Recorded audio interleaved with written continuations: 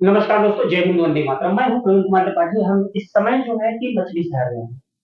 यहाँ के सपा प्रत्याशी, नरसिंह के सपा प्रत्याशी डॉक्टर मनोज यादव जी हैं और हमारे साथ में बैठे हैं।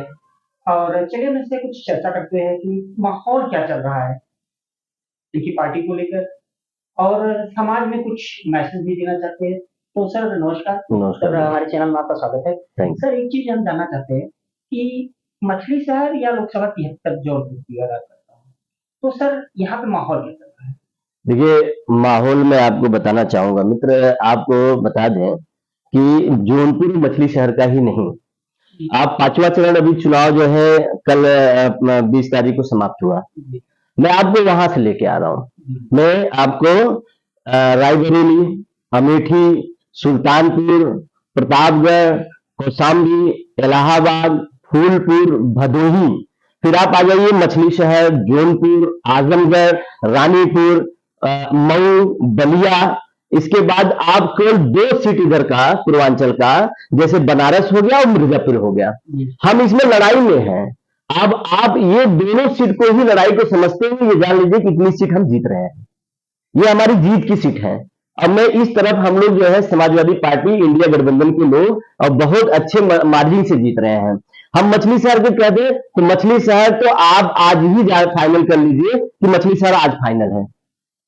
जौनपुर भी आप समझ लीजिए, जिस तरीके से पीडीए को लेकर राष्ट्रीय अध्यक्ष अखिलेश यादव जी ने और राहुल गांधी जी ने लेकर चल रहे हैं, और जो इंडिया अलायंस हुआ है, इसमें पीडीए में कहा जाता है, इसमें दलित, पिछड़ा और जितने हमारे अल्पसंख्यक हैं, हमारे अगड़े में जो शोषित और वंचित है, अगड़े में भी वो उसी में शामिल है, आधी आबादी महिलाओं की भी।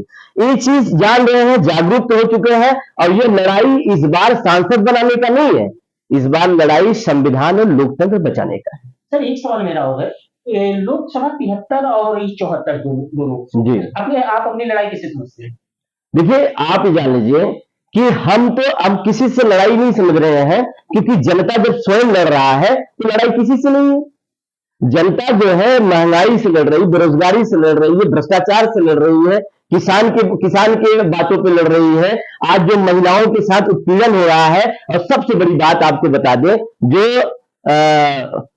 प्रज्वल रमन्ना ने जो कांड कर दिया, और फिर इसके बाद जो संगीत सोम जी ने कर दिया, और ब्रिजभूषण सिंह जी ने कर दिया, और चिन्मयानंद जी को जो कर दिया, महिलाओं की जो बात कर रहे थे बीजेपी, आज उन्हीं के लोग, उन्हीं की पार्टी के लोग, कि जितना इन्होंने कहा था उस पर आप खड़े नहीं कर पाए। इसलिए हमें आपको हम आपको जा रहे हैं, हम अपनी जनता से हाथ जोड़ रहे हैं, विनती कर रहे हैं, हम अपील कर रहे हैं कि हमको वोट करिए, परंतु उनको कहने की जरूरत नहीं पड़ी, वो स्वयं बता रहे हैं कि आप सर जाइए, ये लड़ाई हमारी हो गई है। इसलिए अब हम जो है बीजेपी को हटाने के लिए भ्रष्टाचार पे, मुद्दा पे, जो है किसान पे, नौजवान पे, और जो पर्चा लीक हुआ उस पे, फिर इसके बाद जो महिलाओं पे उत्पीड़न हो रहा है उस पे, वो खुद स्वयं, आप जानिए 80% यहाँ की जनता स्वयं जो है इंडिया गठबंधन के साथ है। बीजेपी सरकार 5 किलो राशन दे रही है, 500 से 1000 पेंशन दे रही है, किसान को सम्मान निधि दे रही है, बहुत और ऐसी सारी चीजें हैं जो कि बीजेपी कर रही है। देखिए, मेरी बात में सुनिए, जनता की बात में, आप तो बीच में आप पत्रकार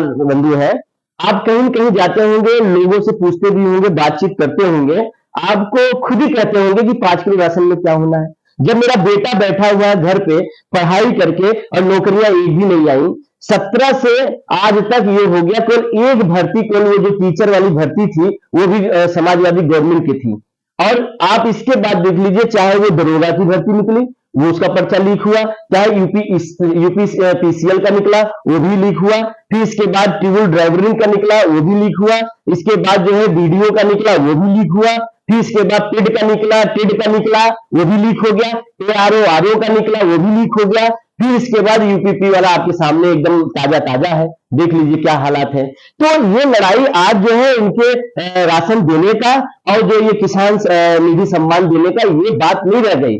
अरे किसान निधि सम्मान जब समाजवादी की गवर्नमेंट थी, किसी भी किसान के साथ अगर हादसा होता था, 5 लाख रुपया तुरंत उनको पहुंच जाता था।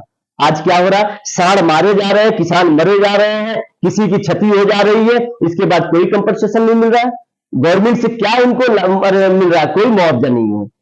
आवाज जो है, जब समाजवादी गवर्नमेंट थी तो 5 लाख रुपए का, आप जान लीजिए, किसान, चाहे वो 1 बिस्से का किसान था, चाहे 1 बीघे का किसान था, तो उसको किसान एक्सीडेंटल बीमा मिल जाता था। आज क्या मिल रहा है? एक चीज और है सर, उत्तर प्रदेश में लगभग कितनी सीटें आप लेके आ रहे हैं? आप मान के चलिए, जहां तक हम जान रहे हैं कि बताया आपको ना, 2 सीटों पे लड़ाई है, एक लखनऊ में राजनाथ सिंह पे, इसके बाद टोटली सीट हमारी जो है क्लियर हो रही है। 77 आप लेके आए। हाँ हाँ, लेके आ रहे हैं। बस ये 3 सीटों पे लड़ाई है, इसमें भी कहा नहीं जा सकता। हो सकता है अगर ये जनता जो है पूर्ण रूप से इनके जुमलेबाज, इनके झूठे वादों को याद करते रहेगी और याद करके अगर वोट डाल देगी, चाहे वो सिलेंडर की महंगाई को हो, चाहे ये पेट्रोल और डीजल की महंगाई को हो, चाहे आज दाल हो, चाहे नमक का बढ़ोतरी हो, और आज जो 6 गुना जो महंगाई बढ़ी है उसको देखकर, अगर रसोई देख के अगर महिलाएं जाएंगी, वो इंडिया गठबंधन को वोट कर देंगी।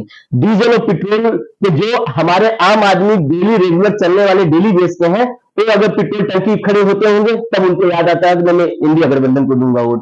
फिर इसके बाद किसान जिस तरीके से खाद, यूरिया, पोटास और कीटनाशक दवाइयां जो अपना 400-500 के बीच में खरीद लेते थे, आज 4,000 रुपए तक जो खरीद रहा है, वो अगर किसान अगर जाएगा खेतों में खड़ा हो जाएगा, वो वोट दे देगा। किसान अगर साड़ों को देख के अगर जाएगा तब पर भी वोट कर देगा। तो ये वोट जनता स्वयं देने जा रही है। और आप जान लीजिए कि कुछ लोग हैं जो बीजेपी के ही वो है। आप हमको बता दीजिए, आप पत्रकार साथी हैं, इतने दिन 10 साल की सरकार हो गई, 10 साल की सरकार में 543 लोकसभा सीट है। आप बताइए, 2 आदमी के सिवा क्या और कोई सांसद नहीं है? किसी की जिम्मेदारी नहीं है क्या? इनकी कैबिनेट की जो मंत्रालय है, उस मंत्रालय में कोई और मंत्री नहीं है? केवल 1-2 ही व्यक्ति हैं पूरे भारत में, और जहां 16 लाख करोड़ रुपया ऐसे ऐसे लोगों का माफ कर देते हैं जो जनता का लूटा हुआ पैसा लेके भाग जाते हैं।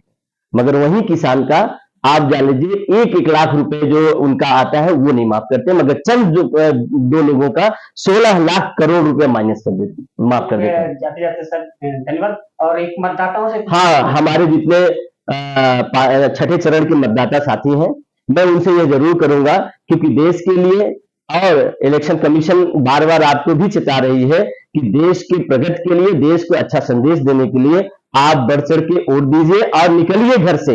और आप सुबह जैसे ही आप 6 बजे से आपकी वोटिंग चालू हो जाती है, 6 बजे से लेकर 10 बजे के बीच में आपको राहत जैसा रहेगा, ठंडा का मौसम रहेगा, निकल के लाइन लगा के घर से सबसे पहले आप वोट दीजिए, फिर घर आके जलपान करिए, क्योंकि ये आपके देश के लिए बहुत ही भविष्य के लिए और सबके लिए बहुत अच्छा होता है। इसलिए वोट देने जरूर निकलिए, मेरा यही अपील है आप लोगों से। थैंक यू, आपने अपना समय, कीमती समय निकाल के धन्यवाद हमसे बात किया। और दोस्तों, ऐसे ही